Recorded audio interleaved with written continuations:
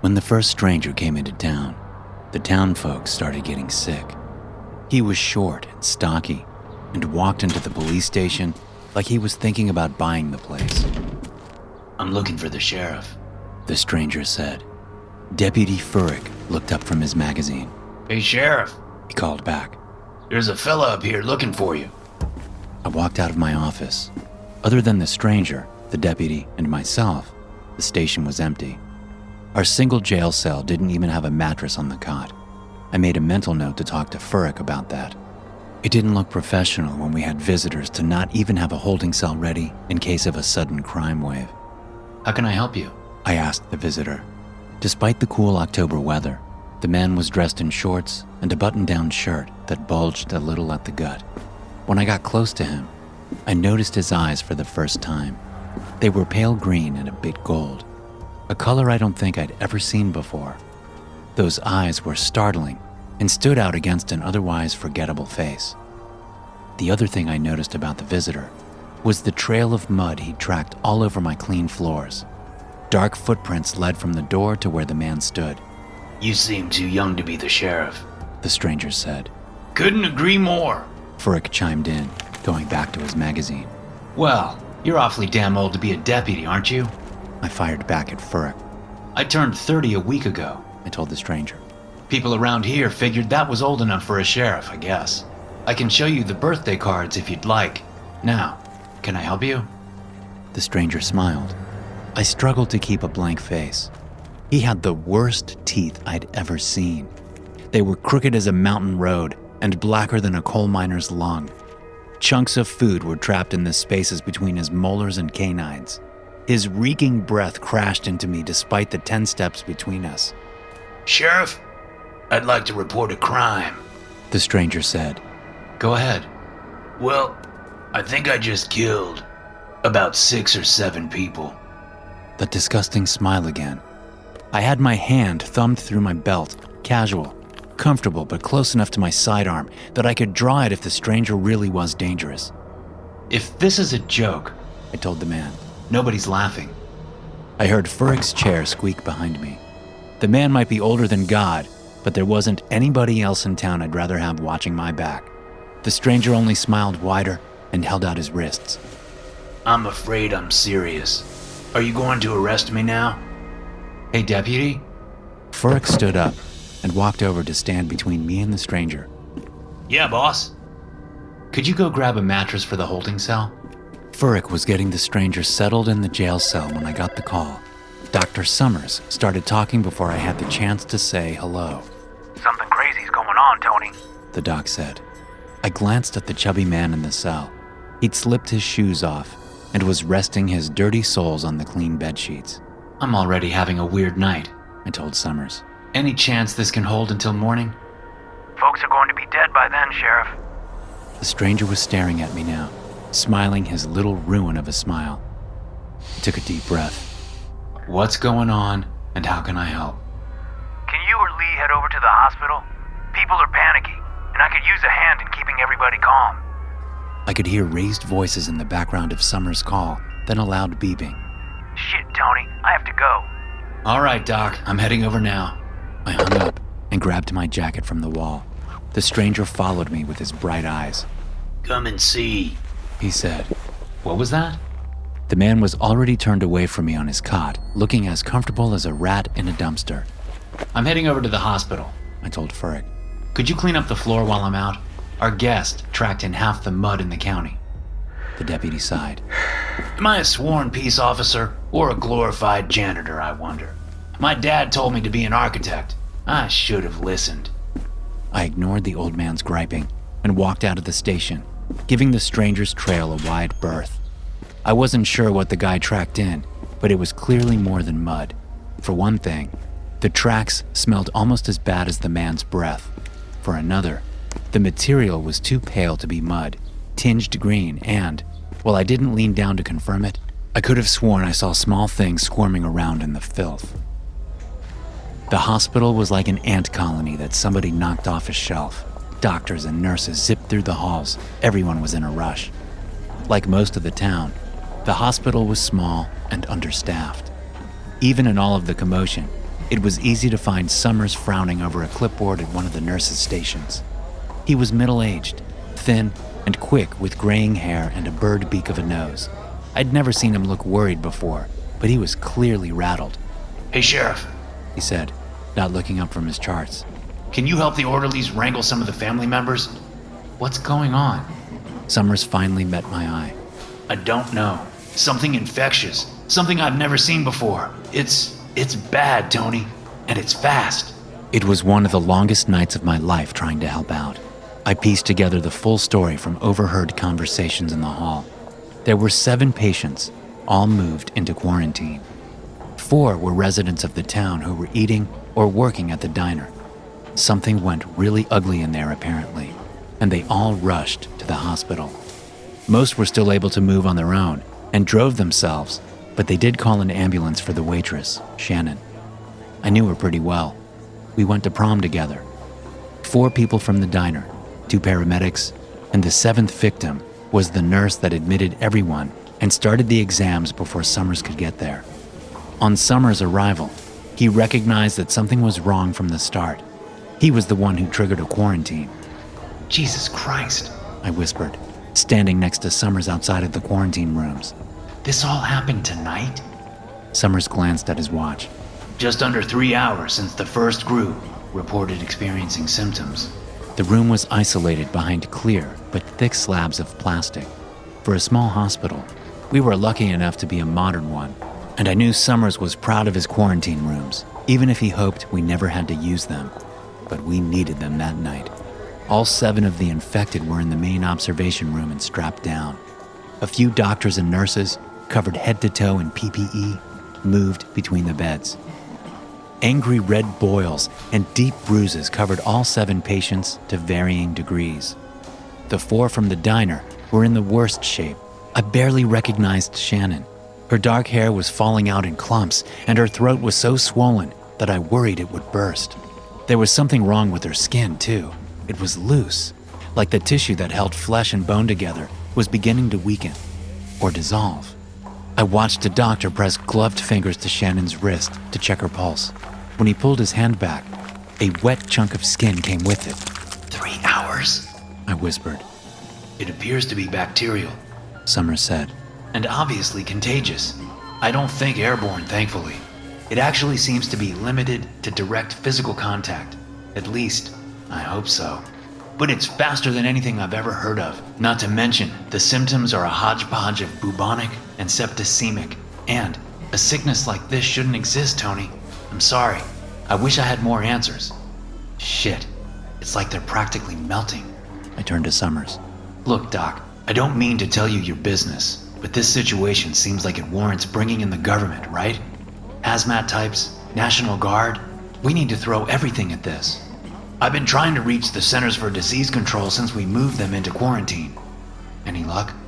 Do you know anyone who lives outside of Maryland? Summers asked. Even just outside of town? I've got a cousin out in Pennsylvania, Kevin. Could you try calling them for me? Do I have to? I asked. He's a bit of a jackass, and it seems like we've got more important... Humor me, please. I shrugged and pulled out my phone. When I tried calling my cousin, it failed to connect. That's strange, I said, trying again. I've got a signal. but can't complete the call. Summers nodded. Yeah, that's been my experience too. I've tried a dozen times at several agencies, and more than a few times just calling my mom over in Chestertown. All end the same way, no connection. Funny thing is... He pulled out his phone and pressed the call button. My phone began to vibrate. Calls made within town still work just fine. Huh. Was all I could think to say. Peculiar. You've tried a few times, you said? The doctor nodded. All right. I guess there's not much more I can do here. I'll take a drive outside of town and see if I can get a call through. Be careful.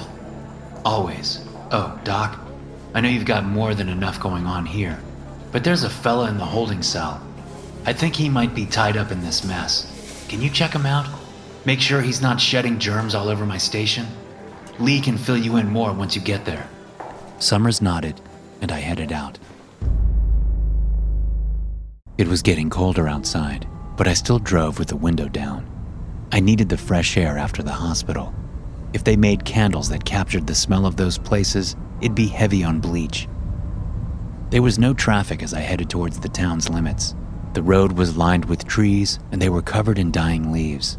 They went by in a yellow-orange rush as my headlights passed over them. It was cloudy and threatening to rain.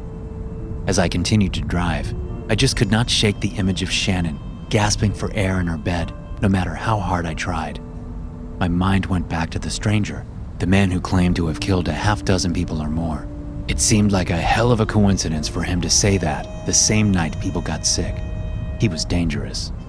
I pulled up the receiver on the cruiser's radio and called back to the station. Dispatch, this is Car 2 calling in. Over, I said. Pool hall, 8-ball speaking. Lee replied.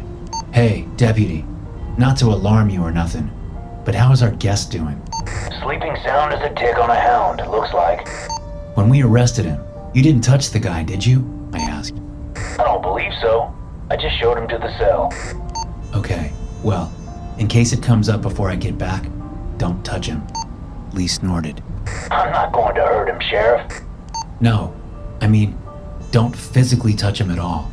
I was just at the hospital and, the guy might be sick. There was a pause on the other end of the line. Then I heard the distinct sound of Furyk spraying Lysol. Roger that. I'll keep my distance.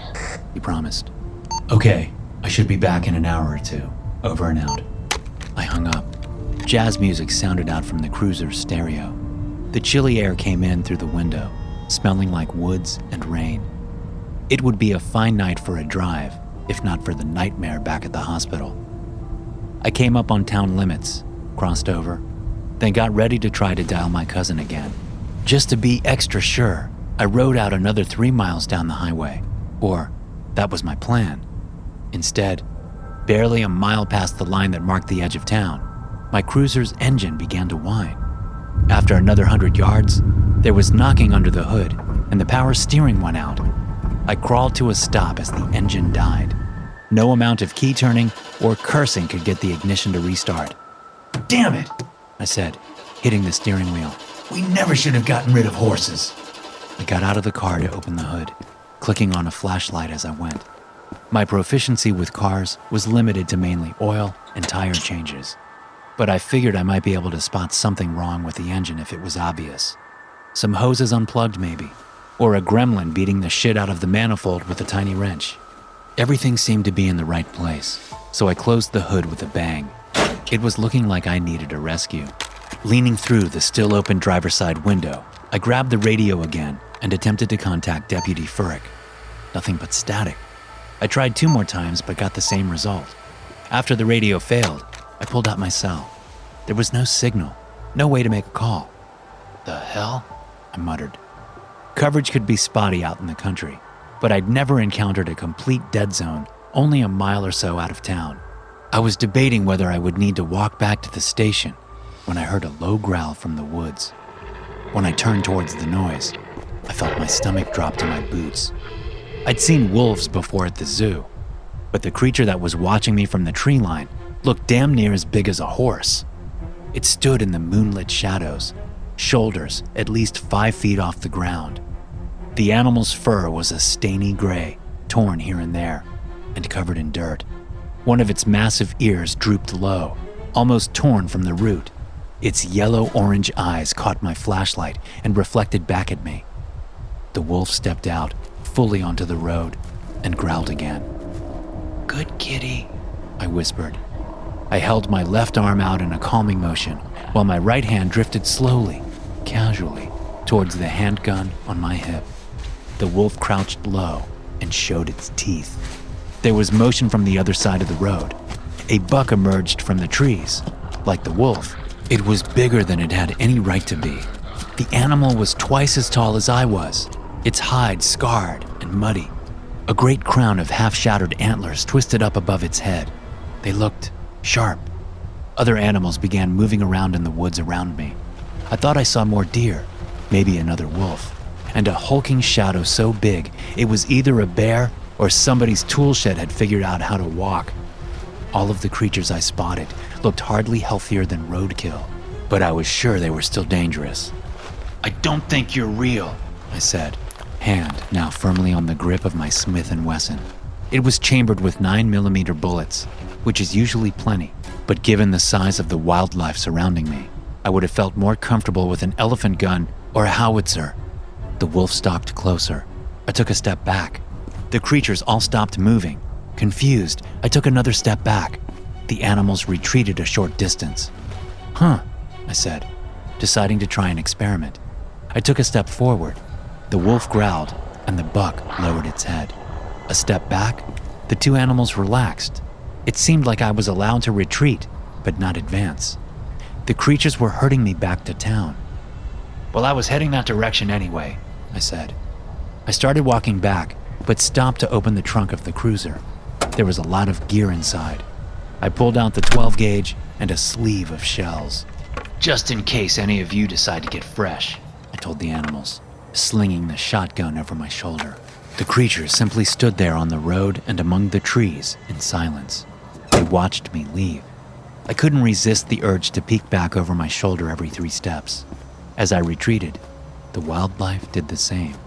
Between my flashlight and the moon, I had a good bit of light.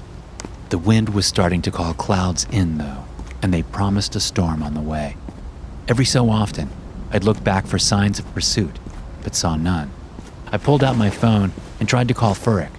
On my 3rd attempt, I actually got through. Been trying to reach you on the radio and your personal, Sheriff. You okay? Lee asked. I'm just having a long night. The cruiser died on me. Can you come pick me up? I lowered the phone and looked around. Looks like right at the town line, standing in the middle of the highway like a jackass. You can't miss me. Be there in 10. Furyk promised.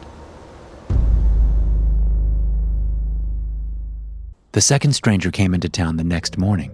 He arrived in an old, red, beat-to-hell Ford pickup. I didn't witness the man's arrival.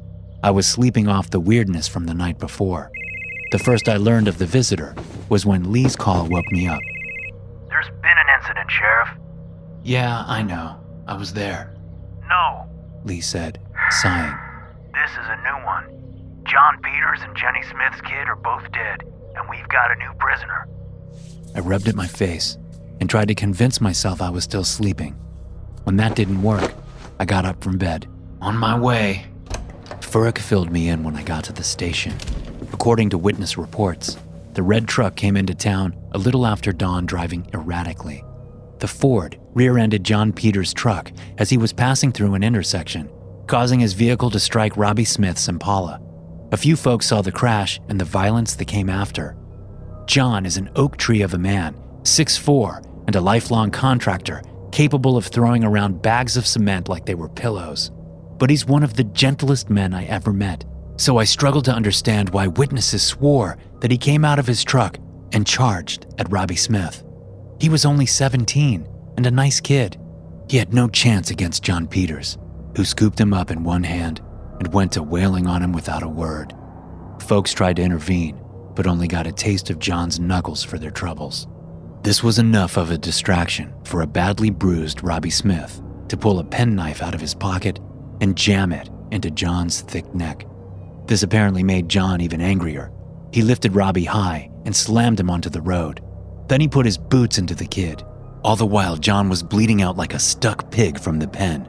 By the time John finally collapsed from blood loss, Robbie Smith was a wet smear on the asphalt. Both died before they could reach the hospital. All the while, the stranger who caused the accident just sat in his truck and watched. He was watching again from the prison cell as Furyk told me the story. Dr. Summers had come by the night before and examined the first stranger. Though he didn't find any signs of infection, Summers had the short man quarantined at the hospital and had the holding cell deep cleaned just in case. This new visitor was locked up there now. I placed his age somewhere north of 60. He had gray hair and a similar beard. It was messy, shot through with black here and there. Despite his age, the man's shoulders and arms bulged in his flannel shirt. I figured he was a retired bodybuilder or some kind of serious weightlifter. Why am I under arrest? The old man asked as I approached. Witnesses said that you caused a nasty accident this morning, I replied. and then, after John Peters was done stomping on Robbie Smith, and they both fell unconscious, you got out of your truck and started to clap and smile and dance. The stranger smiled with perfect teeth. Is being happy a crime?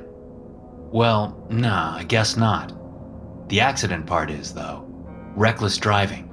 That. And there is something deeply wrong going on here, and I feel in my gut you're connected. Your gut? Very professional. I'd like to call my lawyer. Sure, as long as they live in town. Seems we can't get a hold of anybody else. The old man smiled wider and laid back on the cot. I felt a flash of anger at his attitude. Maybe if I dragged him out of the cell and grabbed a baton, I could wipe that smile. Sheriff? I turned around to find Summers standing next to Furyk. Both of them were watching me.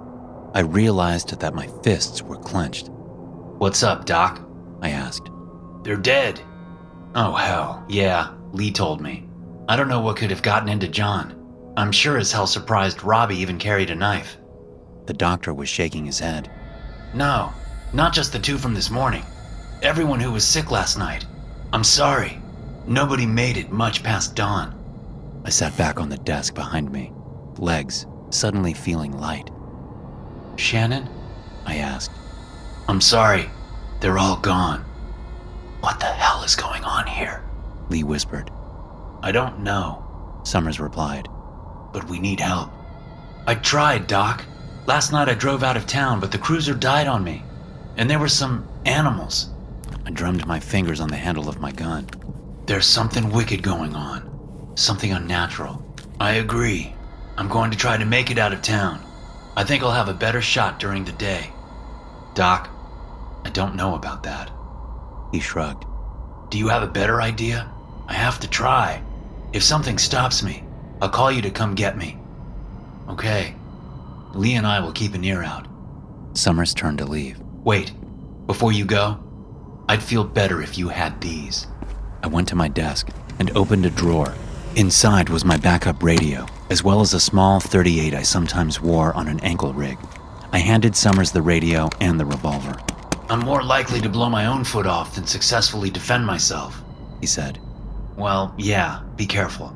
Radios can be dangerous like that. I grinned. Take care, Doc. After he was gone, Furyk and I sat down in the break room over a pot of coffee. I hadn't finished my second mug before somebody started banging on the door. Maybe it's good news? Furyk said. Yeah, they're busting down the door to tell us that we're doing a great job. We got up and headed to the front of the office. The stranger was sitting cross-legged on his cot, smiling faintly. Thud, thud, thud. I was glad I'd locked the door after Summers left.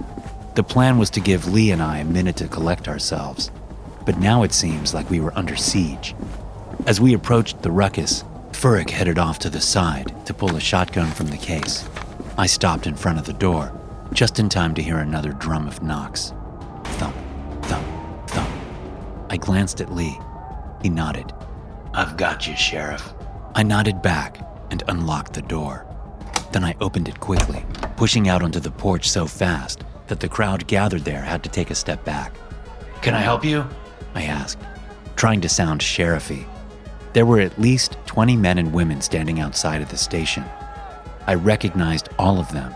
Doug from the auto body shop, my dentist, Dr. Carr, Marissa Walter, and Gordon Mays, and Tom Black, and Judy LaFair, and more. It was the same folks I might pass any given Saturday while grocery shopping. My town, my neighbors. But they didn't look much like friends that morning standing there on the porch, spilling out onto the street. Anger came off of them like heat from a radiator. Some of them were armed.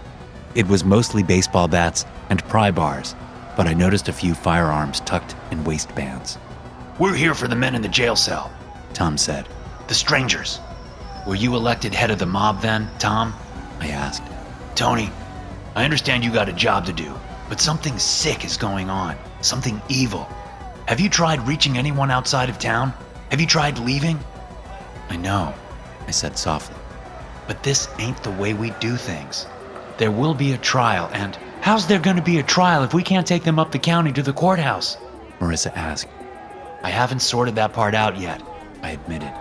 I'm not even sure what crimes they'll be charged with, but I agree that something not natural is happening to the town. We're all going to keep calm and put our heads together and sort things out. Or we can hang them, Dr. Carr suggested. He was met with growls of approval. The crowd was twitchy, never still. I noticed I was grinding my teeth and took a breath. Not going down that way, I said. Everybody should go home, now. Gordon took a step towards the porch. You can't stop us, Tony. We could go in there right now and drag those 2 men out on the street, and you couldn't stop us. That's so? I asked, teeth grinding again. I considered telling the mob that there was only one stranger in lockup at the moment, but then they might decide to go harass the hospital, too. It was better to keep them here, to defuse the situation. Are you going to move, Sheriff? Or do we need to move you? Tom asked. I was leaning against a post, thumbs hooked in my belt. It took everything I had not to jump down and pistol whip Tom. Go home, I told the crowd. We don't even know for sure what's going on. Something evil, Marissa shouted. We all feel it, Sheriff. Those men that came here, they brought terrible things with them. Don't you feel it too? I did. I couldn't explain it, but I knew there was something deeply wrong with the 2 strangers. They set off an internal alarm system, one that was buried deep in my lizard brain. The men represented primal danger, disease, and violence. I knew it as well as the mob did, but I'd be damned if I was going to let them decide how the law is leveled in my town. Move, Tony, Dr. Carr said. We're not asking again. The crowd began to mill about, restless, about to burst. I heard the distinct cha-chock of Lee racking a shell into the 12-gauge. God, I love the old man. There was nobody I'd rather have watching my back. The sound of the shotgun caused a few people in the crowd to step back. However, more folks actually stepped forward. Some were practically snarling. I felt my own lips wanting to pull back, to show teeth, to remind the town who was the law here. How dare these people come to my door and threaten me? I was seething, but so was everybody else. You could almost smell the blood in the air. I shifted to my left to give Furyk a clear line of sight. Then I started picking my targets. Tom had a big, flashy .357 tucked into the waistband of his jeans. I'd drop him first right after my draw, then I'd open fire on anyone who... What was I doing? The thought hit me like cold water. This wasn't a lynch mob. These were my neighbors, my dentist, the guy who fixed my truck, my friends. And I was ready to kill them. I held my hands up. Is everyone angry?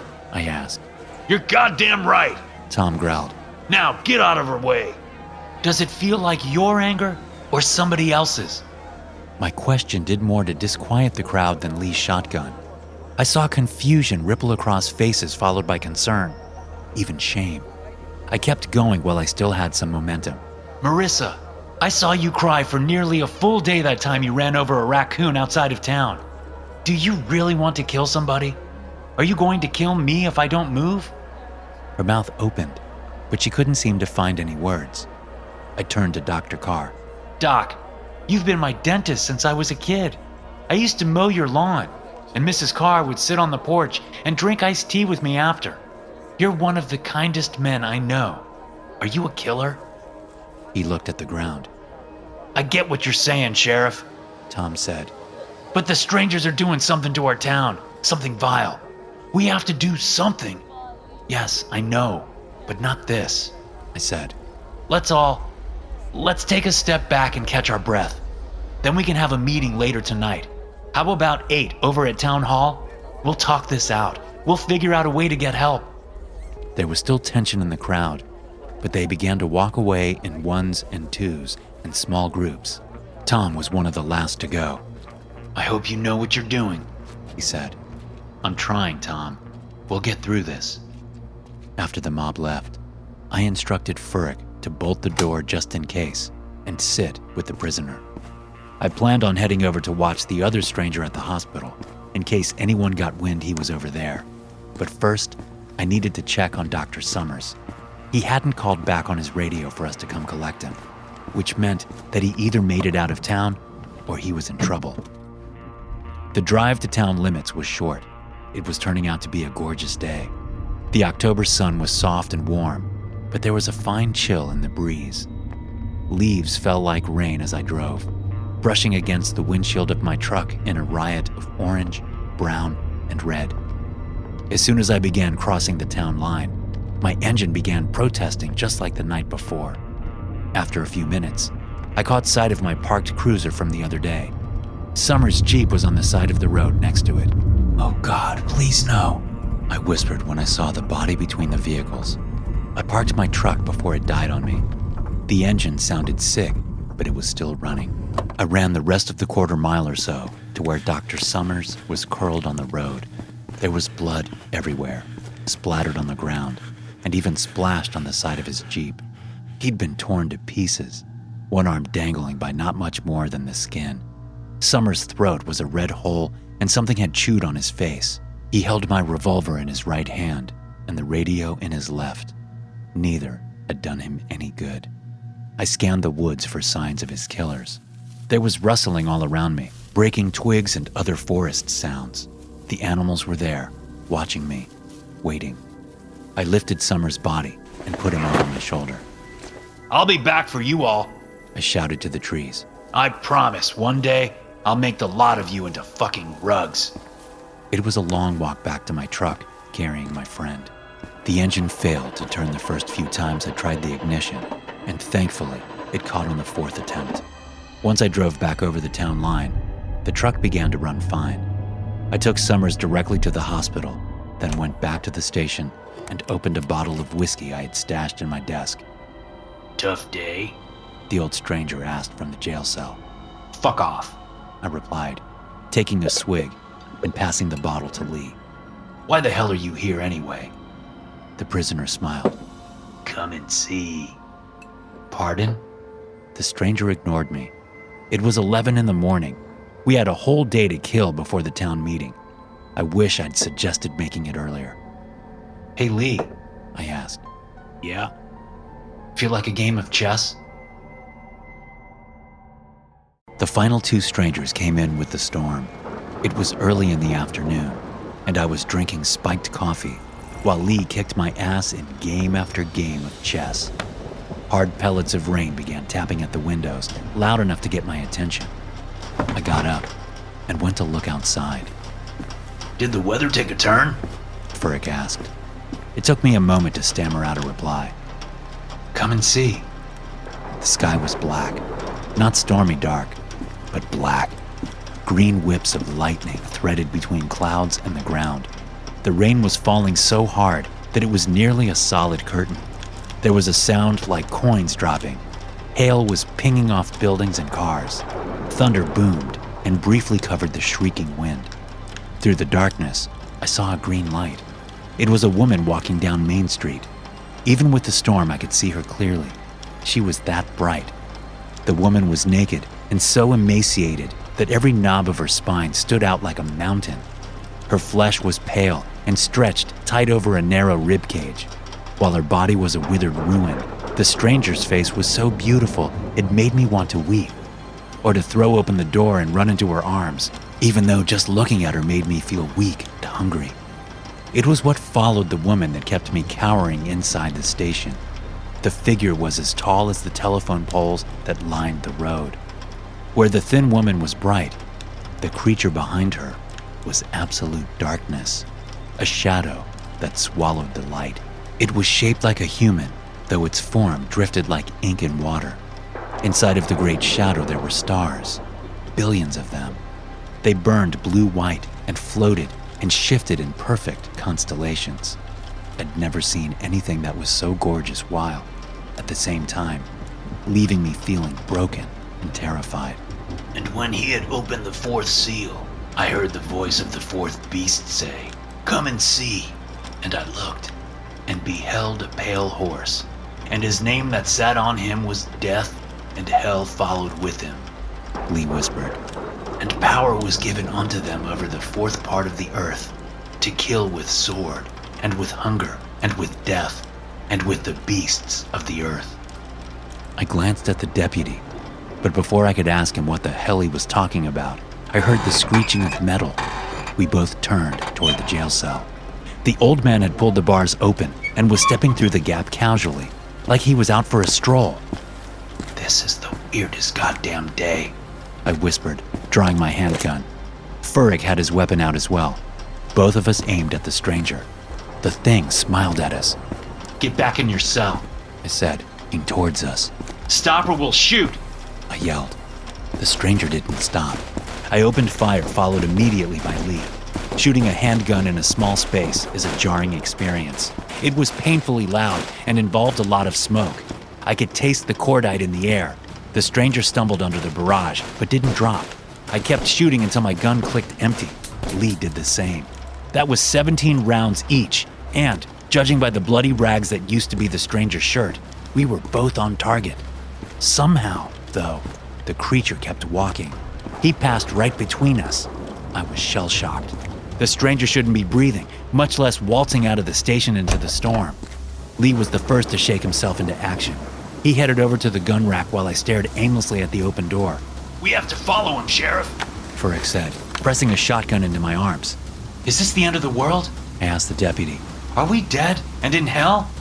He grinned. Not yet. The wind and rain lashed at us as we pursued the old man into the storm. I could barely track his shadow in between flashes of lightning. The bolts were sickly green, poisoned veins stitched through the thunderheads above.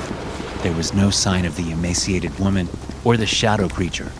I pulled my jacket's collar up, but the cold water came through it like it was tissue. I think he's headed towards the hospital. Furyk shouted over the wind. I nodded and pressed on, each step harder than the last. By the time we stumbled through the hospital door into the lobby, I was soaked, frozen, and terrified. Lee, by contrast, looked calm and strangely dry. He was already moving while I was hunched over, catching back the breath the wind stole. The electricity was out, and the hospital was dark. Lee flicked on the flashlight under the muzzle of his shotgun. I did the same. We moved through the lobby quietly, sweeping our lights across every corner and doorway. The building appeared deserted, which made no sense at all. Even with the power out, doctors and nurses wouldn't just abandon their patients. And why the hell wasn't the backup generator kicking on? Lee found the first body slumped in the stairwell. She was a nurse. At least I assumed so based on her scrubs. The woman's body was hardly more than a skeleton wrapped in skin. More bodies followed. Doctors and nurses and patients and other staff. Some were like the first, withered away, like they'd starved to death. Others looked like the sick folks from the dinner the night before. Their skin drifted off of their frames, and great sores leaked pus on the floor. Still others showed the signs of violence, broken limbs, torn faces, cuts, and bruises. There were dozens of dead choking off every hallway, puddles of blood, and filth threatening my steps every few yards. It was a massacre, I whispered. And then we had opened the fifth seal. I saw under the altar the souls of them that were slain for the word of God and for the testimony which they held. Furyk replied. I didn't know you were religious, Lee, I said. That's the Bible, right? Yes, the book of Revelations. And I guess I am a bit religious, Tony. I get it from my father. It's so hard for me to picture you as a kid. Christ, Lee, I'm a little rattled here. Furyk patted me on my shoulder. Stay steady, Tony.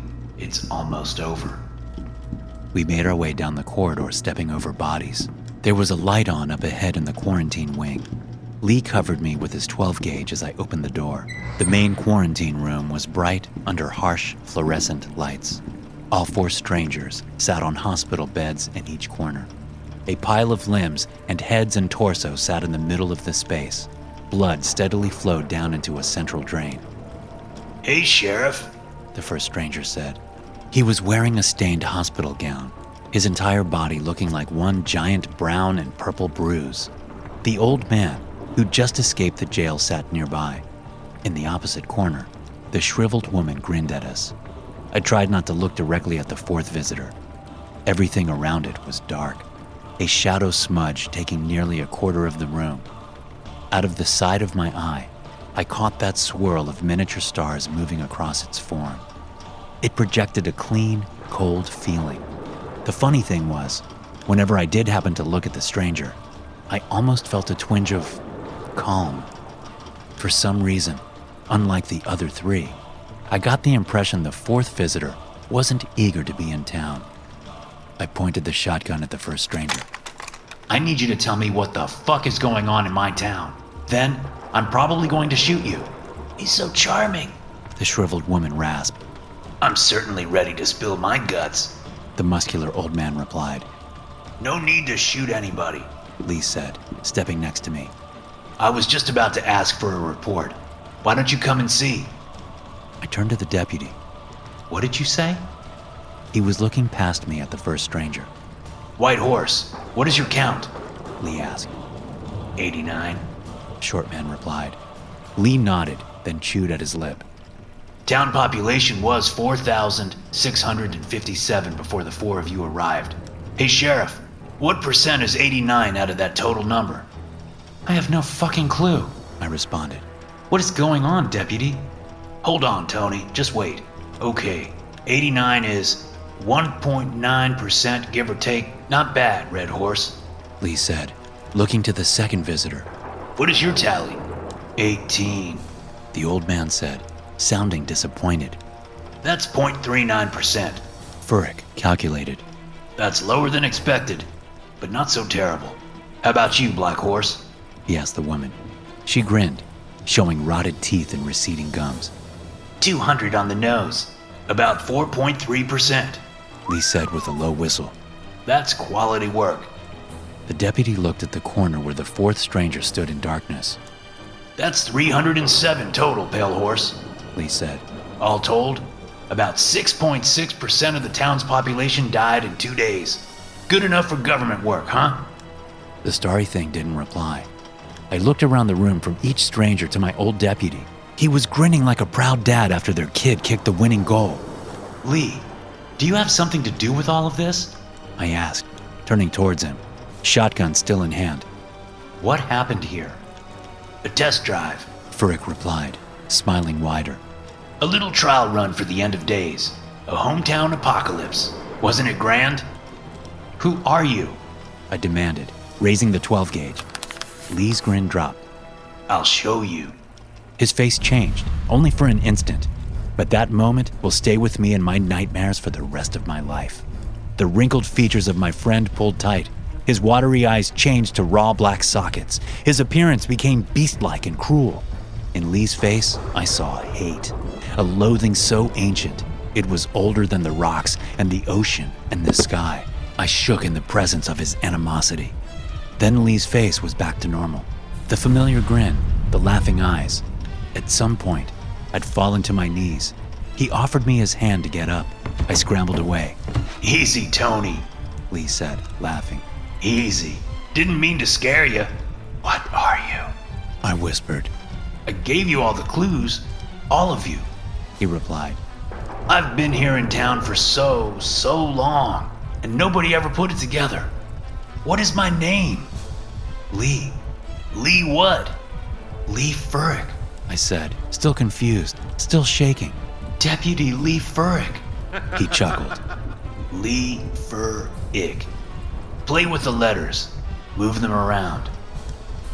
Who am I? The deputy watched me as I looked back, my mind blank. He sighed. I'll help you out. L-U-C-I. Lucifer? I stuttered. Good boy. It was a struggle, but we got there. My deputy, my friend, was claiming to be the devil. Wait, Lee Furyk, there's an extra E. Well, I said I gave you clues. Not that I was going to make it easy on you. I cheated, just a little. You brought all of this to town? All of them? I pointed towards the first stranger. All of this death? All of this suffering? Why? Lee shrugged. Honestly, it was just bad luck. I mean, bad luck for you. I've had a great time. This was an excellent test run. 6.6% fatalities in only 2 days. Once all 7 seals actually break, I bet we can get that closer to 5% per day. Those will be fantastic numbers on a global scale, don't you think, Pale Horse? The silhouette didn't respond. It still stood watching us, cold stars floating across its ink-black form. Lee snorted, then gave me a wink. It's been fun, Tony. I'm sure I'll be seeing you sooner than you'd like. Furyk and the first 3 strangers were gone. I never saw any of them move. They were there one moment And then, in the next, the room was empty, except for me and the fourth stranger. Who are you? I asked. You know. It replied. The thing's voice was deep but soft, like a massive bell heard from far away. This wasn't right, I said. This wasn't fair. It rarely is. The thing seemed to hesitate. 307 lives stolen. People you cared about. That is a hard number to accept. But it could have been more. The doctor saved many lives that first night at the hospital. And you, Sheriff, you saved lives too, in front of the jail. Try to hold on to that. The fourth stranger left, just as suddenly as the rest. I stood alone in the quarantine room with the bodies piled on the tiles around the drain. Not sure what else to do, I picked up my phone and tried to make a call. I selected the last number from my recent list. The phone rang. A tired voice answered on the third ring. What? The man barked. Hey, Kevin, just checking something. I hung up. I made a lot of calls that night. Anyone that I thought could help. The government got involved. Big gray trucks rolled in before dawn. They quarantined the entire town. Medical officials came wrapped inside of canary yellow hazmat coveralls. After they determined it was safe, the men and women in black suits descended on us like some overly serious locusts. I had to sign a lot of papers, make a lot of statements. I couldn't explain any of what happened, not logically, but neither could the government. At the end of it, the official story was that there was an outbreak in town, a kind of bacteria that killed some folks and made others violent. Even that news was suppressed, buried to the point where we barely got any regional coverage, much less national. The true death count was hidden. Those of us who lived here knew the truth. Somehow, life moved on in our little town. But I will never forget. I'm preparing for the day the four strangers return, and my old deputy comes calling. Next time, I'll be ready. Thanks for listening. If you enjoy these stories, be sure to subscribe to the podcast and check out some more of my episodes here.